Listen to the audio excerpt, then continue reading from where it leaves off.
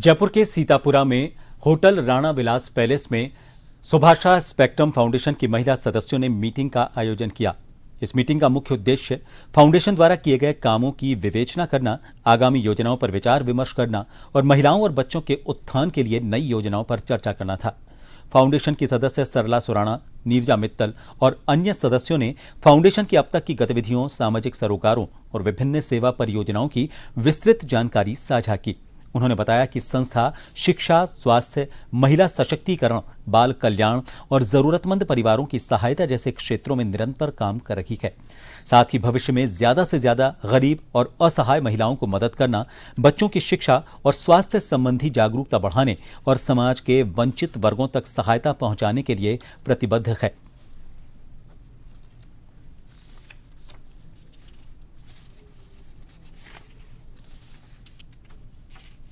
Sunday को तो जाते ही हैं, वैसे ही निर्मल बाल गृह है उसमें भी जाते हैं। उनके डे टू डे हम फ्रीक्वेंट विजिट करके उनका देखते हैं कि खाना पीना कैसा है, उनके कपड़ों की क्या ज़रूरत है, उनके और चीज़ की क्या ज़रूरत है, उनका विकास कैसा हो रहा है मानसिक और शारीरिक। जैसे ही ग्रुप में डालते हैं लोगों के स्पॉन्टेनियस फंड्स आ जाते हैं, उसके लिए हमें कुछ ज़्यादा मांगने की ज़रूरत नहीं पड़ती। फंड वो लोग इन कैश या ऑनलाइन जैसे भी करते हैं, हम उनको उसकी रसीद भी देते हैं और सामान भी आ जाता है। तो उस तरीके से हम लोग को बहुत इजी है और हम चाहते हैं कि और लोग भी जुड़े। मैं सुभाषा फाउंडेशन से हूँ। मेरा बहुत टाइम से, हम लोग करीब 10 साल हम लोग को सुभाषा फाउंडेशन को खुले हो गए। रजिस्ट्रेशन है हमारा फाउंडेशन। ये हम लोग आज जो आए हैं, आज हम खुद के शकुन के लिए आए हैं, बट हम बहुत सारे, मेरे सुभाषा फाउंडेशन से करीब हमारे 100 जने जुड़े हुए भी हैं। जो हम लोग, एक तो सबसे पहले एवरी संडे हम एसएमएस हॉस्पिटल में 300 जनों का खाना करते हैं। सुबह हमारा ये है, नियम ले रखा है हमने।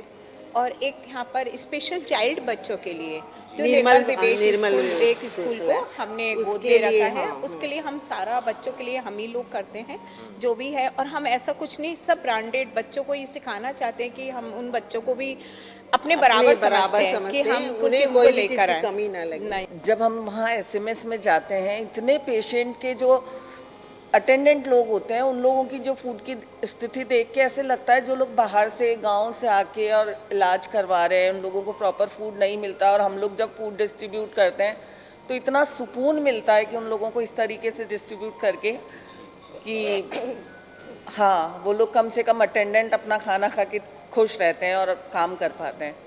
एक जैसे निर्मल स्कूल है, वहाँ पे बच्चों के हॉस्टल जो ले रखा है हम लोगों ने, वहाँ देके छोटे बच्चों को सब कुछ देना करना। स्पेशली महिलाओं में और बच्चों में किस तरह की तकलीफें आप देखते हैं जिसके लिए आपका ग्रुप कार्य करता है, वो मेन चीज़ें क्या है? छोटे बच्चों को जैसे कैंसर हो जाता है, जी। वो इतने परेशान रहते हैं, पेरेंट्स अपने खेतों की ज़मीनें बेच के आते हैं, ट्रीटमेंट करवाते हैं, लेकिन कई बार सॉल्यूशन नहीं निकलता। तो हम लोग हेल्प करने की पूरी कोशिश करते हैं। हम लोगों की कैंसर केयर की संस्था है, तो जितना हो सके हम उनको मुख्यमंत्री कोर्स से भी दिलवाते हैं, हम लोग सहायता लेते हैं। जैसे कई बच्चों की इच्छा होती है कि मुझे हीरो से मिलना है, किसी से, सलमान खान है, शाहरुख खान है, तो हम कोशिश करते हैं कि हमारा ग्रुप जाके उन हीरो से उनको मिलवाए। किसी की डिमांड होती है साइकिल चाहिए, किसी एक टॉय चाहिए, उस टॉय को देख के जब उनके चेहरे पे जो खुशी आती है, उसको देख लगता है कि हमने बहुत कुछ किया। मैडम, आप इस संस्था से कब जुड़ी और क्या कार्य करते हैं? हाँ, मैं भी इसी संस्था से जुड़ी हूँ। कई बार बच्चों का मन करता है, खाना डिस्ट्रीब्यूट तो सभी करते हैं, बाकी कई बार बच्चों का बर्गर खाने का मन होता है। कई बार कहते हैं मैम आपकी पास्ता लेके आइएगा हमारे लिए, तो वो हम प्रोवाइड करवाते हैं। उस हिसाब से बच्चों के लिए लेके जाते हैं। हेल्दी फूड खुद बना के लेके चले जाते हैं घर से, ताकि बच्चों को ड्यूरिंग उनके हेल्थ के कारण इशू भी नहीं आए और उनका इच्छा भी पूरी हो जाए, तो खुशी मिल पाए। Thank you. चलिए, आज हमारे साथ कुछ और संस्था के सदस्य जुड़े हुए हैं, उनसे बात करते हैं। कब से आप इस संस्था से जुड़े हुए हैं और स्पेशली मेनली अब क्या क्या कार्य कर रहे हैं? 4 साल से जुड़े हुए हैं इस संस्था से। और सबसे अच्छा हमें वृद्धाश्रम जाके लगता है, जब बुजुर्गों से मिलते हैं, उनको खाने का और उसका नहीं है इतना, उनसे बैठ के बातें करना, उसमें बहुत खुश होते हैं वो लोग। हमको भी बहुत अच्छा लगता है। उनको गेम्स खिलाते हैं, उनसे बातें करते हैं। सब एक दूसरे से जुड़े हुए हैं, तो सब एक दूसरे को सब मिलके करते हैं, तो ऐसा कुछ लगता नहीं है। समय निकालना चाहिए। और जिस दिन जाना है उस दिन अपना काम फटाफट निपटा के और निकल पड़ते बहुत अच्छा। मैडम ने कहा है वक्त निकालना चाहें तो निकाल सकते हैं, क्योंकि कहा जाता है कि जहाँ चाह वहाँ राह। मैडम आप बताएं, इस संस्था से जुड़कर आप किस तरह कार्य करती हैं? एक्चुअली संस्था से जुड़ के बस मज़ा ये आता है कि हम दूसरों के लिए कुछ कर पा रहे हैं।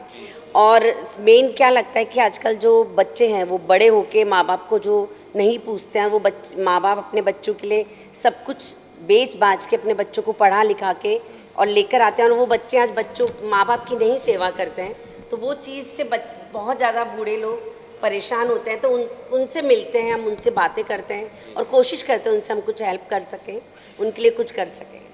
मैडम आप तो हमारी लेडीज़ विंग का ये है कि बच्चे, बुजुर्ग, थोड़े बीमार या जो भी अशक्त हैं वो, और वृद्ध, सभी जगह हम थोड़ा थोड़ा कर पाएँ। हम चाहते हैं कि हम और ग्रो करें, हमें ऐसे फंड मिले जिससे हम बहुत ऊंचाई तक जा सकें। और आज क्या बताऊं कि जो ये कॉम के जो राणा विलास में आए हैं वो भी हमारे बहुत अजीज हैं। और हम जब भी आकर आपको यहाँ की संस्कृति दिखी, लोक कला दिखी, और हेरिटेज लुक जो आपको बहुत अच्छा लगा, बहुत अच्छा लगा। जीवंत करता है राजस्थान को। हम हमारा और ये समाज सेवा करते करते साथ में हम पूरा ग्रुप साथ में निकलते हैं तो हमारी भी पिकनिक पार्टी सब हो जाती है। बोरिंग लाइफ से थोड़ा अलग हो जाता है और बड़ा मजा आता है। एक छोटा सा मैं वाक्य जो हम लोगों के साथ खाने के समय पर हुआ था, वो लोग अपना मतलब एक ड्रग्स से प्लीज़ लो, बच्चों को दूर रखो। ये हमारे एनजीओ में खुद में हुआ है कि वो लोग लेकर अपने घर बेचकर अपने बच्चे को यहाँ नशा छुड़ाने के लिए आए हुए थे। बच्चों को लिटरली हमने उनकी माँ को देखा हुआ है कि हम मतलब किस तरीके से वो लोग आंखों में आंसू भर भर के बता रहे थे। हमसे बोले आप ले लो हमसे ₹1,00,000, हमसे 2 लाख ले लो, हमसे मकान ले लो, लिटरली ऐसे बोला उन्होंने, हमारे बच्चे को ठीक कर दो, ऐसे ऐसे। इसलिए सबसे प्रार्थना है प्लीज़ इस नशे से अपने बच्चों को दूर रखो, अपने बच्चों पे ध्यान दो, क्योंकि मदर पेरेंट्स को मैंने खुद ने अपने एनजीओ में ये देखा हुआ है तड़पते हुए।